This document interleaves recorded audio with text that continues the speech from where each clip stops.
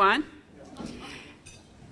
It is with great pleasure that I have the lovely Diana to come up to announce our guests.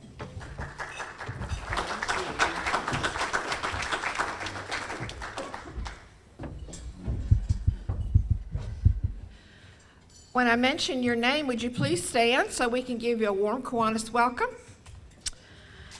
We have Jerry Neff, who's on our board for the foundation. Hi, Jerry. Okay, don't announce that one. From the Pittsburgh Pirates, since our girl that comes is sick, she sent 2 guys in her place. Takes 2 men to take care of it. So James Sullivan and Nolan Bialik. And representing Morgan Stanley is Bob Latessa. Bob? Hi, Bob. Welcome to all you. Hope you come back and visit us real soon. And I just wanted to say one thing. The party was great. And I don't think everybody knew that Laurie made all of the centerpieces. She bought them and paid for them and made them all for the party. And those 2 yummy truffles. She put those on the table for you too.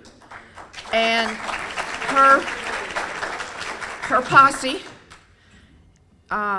really did a great job, and the Shaybergs made the nice bookmarks. So I just think that y'all need to know that you've got some people that are really doing a great job for you. And I think Mac was in on all that too. So would you give them a round of applause for what a great thing they did for our party? Thanks. Well, she stole my thunder. I was going to do that. Thank you. What am I here for? Okay, I'm just kidding. Speaking of the party, there are many thanks to Lemoyne Johnson, who took all of your photos, and he has left all the photos with you in them and on the back table. There's the one, I think, with the antique car, and then other photos from the party, so check there on your way out. Well, not all the photos. I've got a few of them I'm saving for blackmail. Oh, blackmail. So glad I wasn't able to make that party. A couple announcements of what we have on deck. April 14th is a Kids Against Hunger event. That's at Fairgrounds. Yes, Dave? Okay. If you're interested in helping out, that's our club sponsored the event, and it's paired up with the Sunrise Club. If you would like to volunteer, please get with Dave Grantham. It's online too. They can sign up online. Oh, great, and it's also online. On April 18th, we are going to have a special event, and to describe that a little bit more for you, we have our very own Sharon Barhorst and Neil Vanderkirk.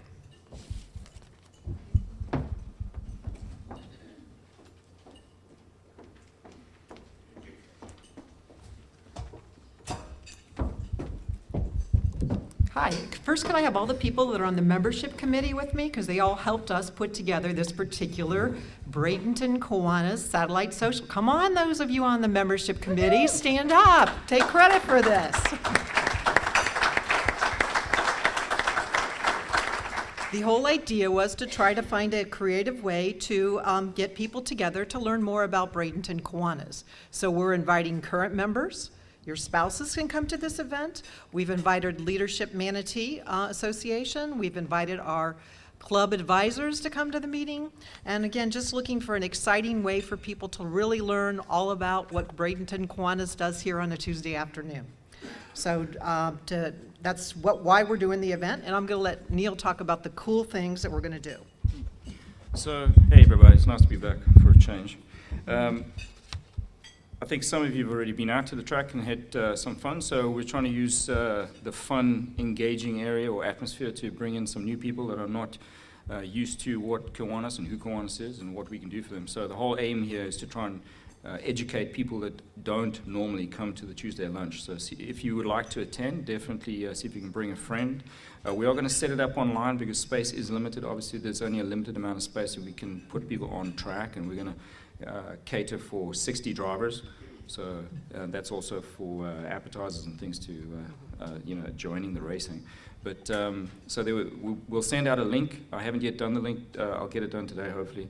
We'll send out a link via Mac and through on the Kiwanis website as well, so that people can RSVP. That lets us know how many people will be driving and we can expect, and to make sure that nobody will be disappointed. But we'll do it as a buy one, get one, so or everyone will get a bit of value add to it as well. And that's it. It'll be Wednesday the 18th at 6 p.m. It'll run from 6 until 8. And just remember, if you are coming out to drive, remember you will need closed-toed shoes, ladies. Right? If you want to be fast like Diana and Diana, you'll need to bring closed-toed shoes. All right, thanks, guys. Can kids go? There is an age limit. There's also a height limit. Right? You need to be 5 feet tall to actually reach the pedals. Okay, there's a physical requirement. And then also to drive, you would need to be 16 or older without having to go through a course. And you had a question? Yeah, you had given us some cards before. Should we bring those if we have them? No, not for this event.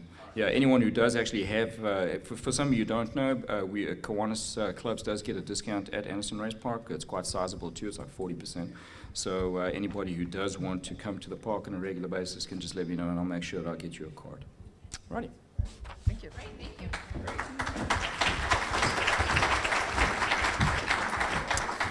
On April 23rd through 27th is our Every Child a Reader campaign. By now you should have received some emails, and we also did pass around a sign-in sheet. If you're still interested and have not yet signed up, please go ahead and do so. And finally, Better Manatee Day Part 2.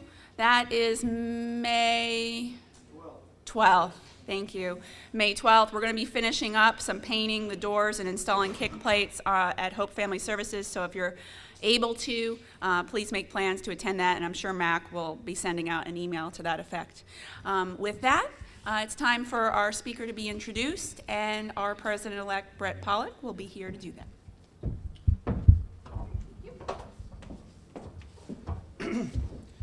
Good afternoon. Glad to see everybody here today.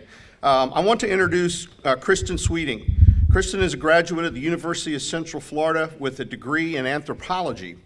Originally from the Bahamas, her passion for maritime history started at an early age. She has been at the Florida Maritime Museum since 2016. Is that also when you joined the clerk's office? And through the clerk's office, and has been in a supervisory role since 2017. Would you give a warm Kiwanis welcome to Kristin Sweeting?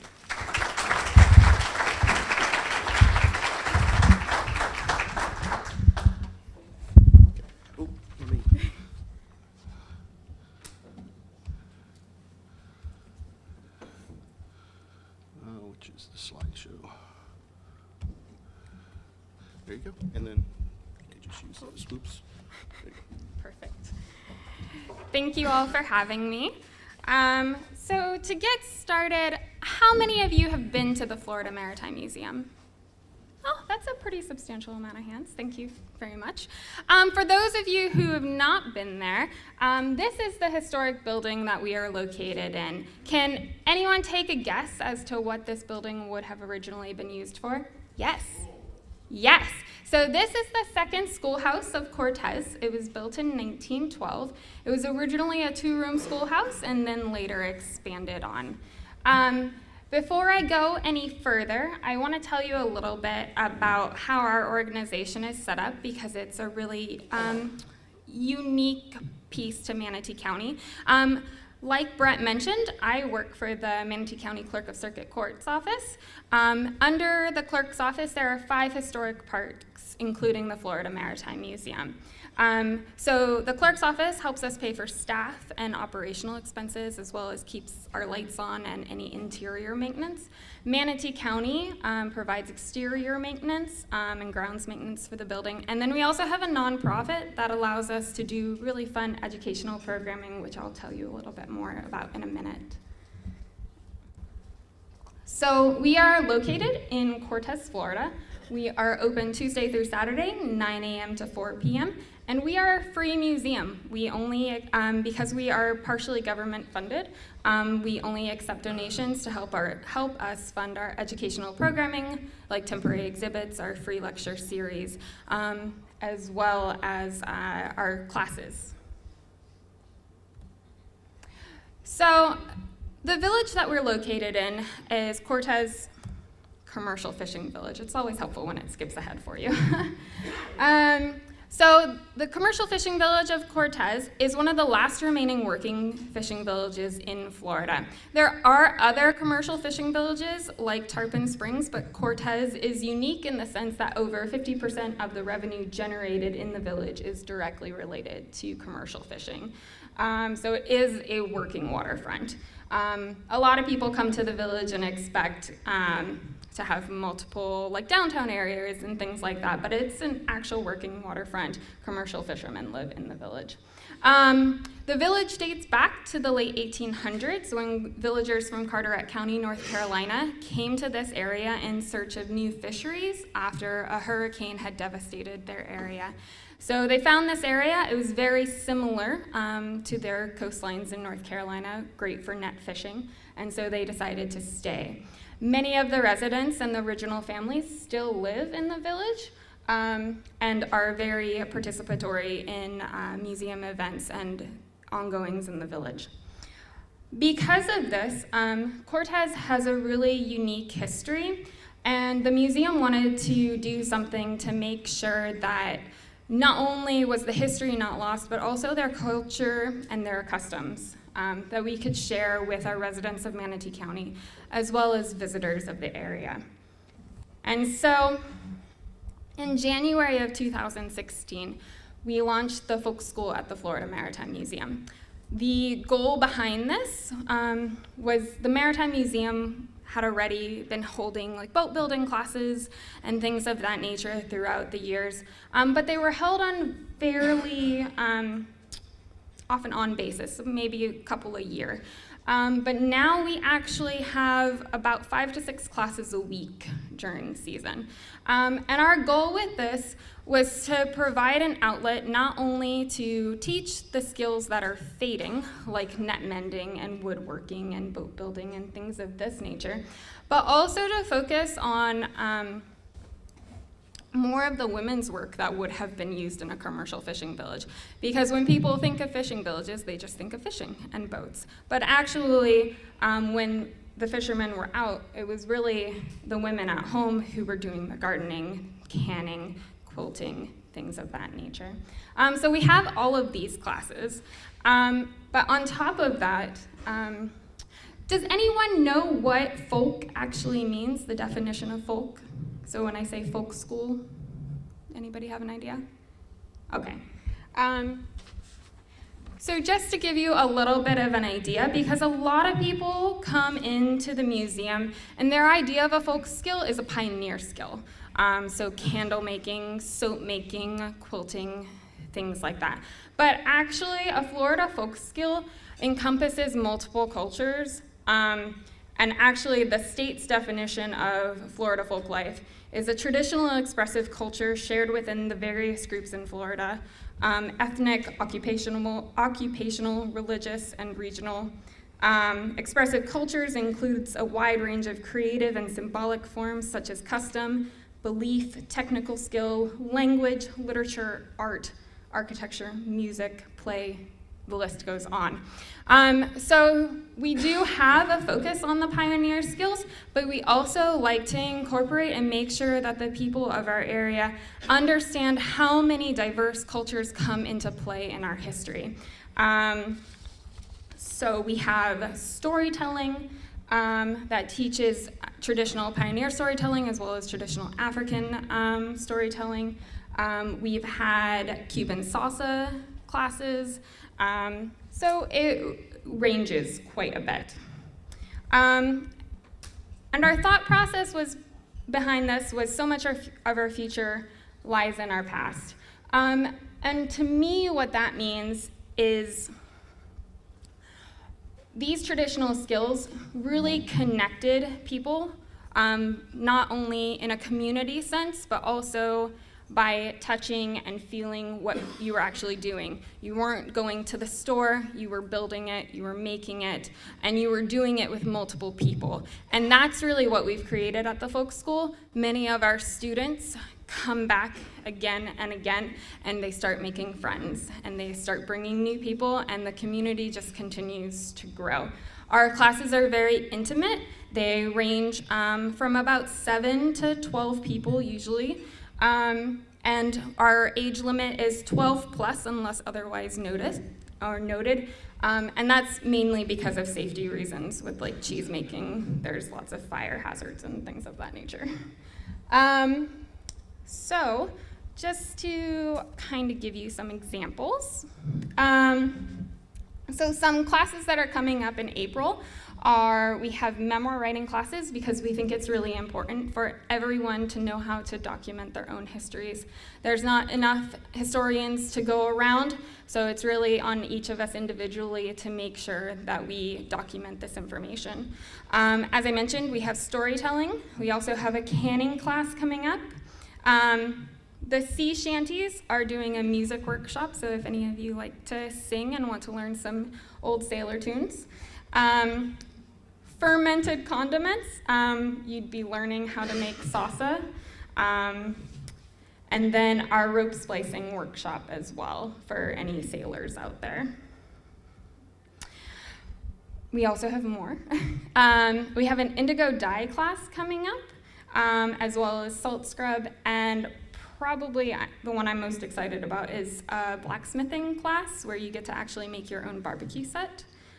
So we have a teacher coming down from Gainesville to teach that class, and that's a class of about 8 people. So it's a very small, intimate class where you'll actually get to not only learn the skill, but be able to hopefully replicate it at home.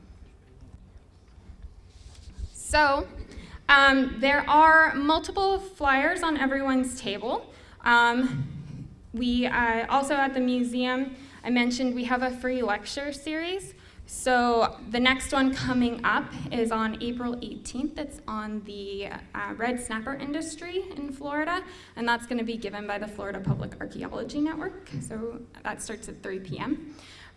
We also have a temporary exhibit right now on the same topic. And just as kind of put it in everybody's mind, coming up in June, we're doing a mini festival called The Meaning Behind Maritime. So it's going to be a little bit of a mixture of different things. We'll have an exhibit opening where we're featuring local artists' work that came into the museum during our 10-year anniversary. We're also going to be doing the grand opening of the historic Burton store, which was the general store that was located on the Cortez waterfront that has been under renovations for over 20 years, and we just finished those, so we're really excited about that. And that'll also be included with a family event, educational about maritime history and maritime today. So keep a lookout for that. And then I will open it up for questions if anyone has any. Kristin, how involved do you get with the community and the festival that goes on there every year? So we have the museum open every year during that festival, and we tend to have a table of some sort set up outside, but that is the nonprofit that puts on that festival, which is the Florida Institute for Saltwater Heritage, is not, we work really closely with them, but we're not directly associated any longer. Yes? Can you tell people where these classes are taking place? Oh, yes, they are at the museum. So they are located in Cortez off of 119th Street, so right here. So we're that weird stoplight before you get to Anna Maria. So it's a little confusing. We have been holding all of our classes in the Maritime Museum, but since the Burton store was just opened, we are transferring our classes slowly over to that building. Yes? Wasn't there some connection to Cortez and the fishermen that were lost in the movie? The Perfect Storm? Yes. There was one fisherman from Cortez, yes. He was lost. There is a statue down by Starfish that is a tribute to them. It's kind of hidden behind. Winters in Cortez and summers in Massachusetts, is that what I heard? I'm sorry? Winters in Cortez and summers in Massachusetts, something like that? A lot of the I'm not sure on this particular person, but a lot of fishermen do that. I do know a lot of the fishermen in Cortez go up to Alaska now, and then come back. Yeah. Yes. Perfect Storm and what's the other one? Denzel Washington. I can't think of the name of the movie though. I can't remember. I'm sorry, but there's a Denzel Washington movie that was also filmed there. Yes. You said most of these are kids for, 10 and over. What about the one on June the 2nd? Yes. So that one, it says, does it say 10 plus, 8 plus? What does it say? A kid's plus. Any age, as long as they can paint. Yeah, that one's a kid. So a kid designated class are open to all ages. And if it says there's a Mother's Day class we have where we're encouraging people, moms to bring their children as well. So that one's 8 plus. So we try to, whenever we can, we lower the age. Just we have to for some of them because of fire and needles and other things. Yes.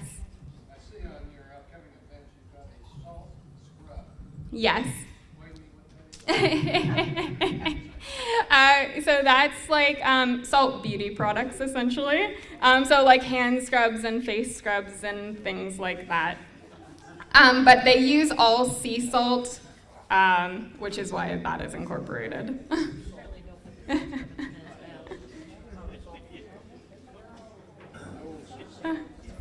Any other questions? All right, thank you so much for having me. We usually have okay. Well, usually, hold on, Kristin. Usually at this time we present a golden rule to measure your future success, but because they're in the closet, I'll have to go get one, then we'll do the picture taking. So let's give one last round of applause for Kristin. Thank you. And we'll catch you just after here. We'll just take a picture. Anything else? Okay, with nothing else to add, I think everybody knows what's on the calendar in the coming weeks and coming months. So we're going to be very active in Manatee County and with the club here. So stick to your calendars, and we hope to see you at our events. With that being, Oh, and don't forget to pick your pictures up. And if at this time I would be ringing. I'll be ringing the bell. Bam, bell. We're adjourned.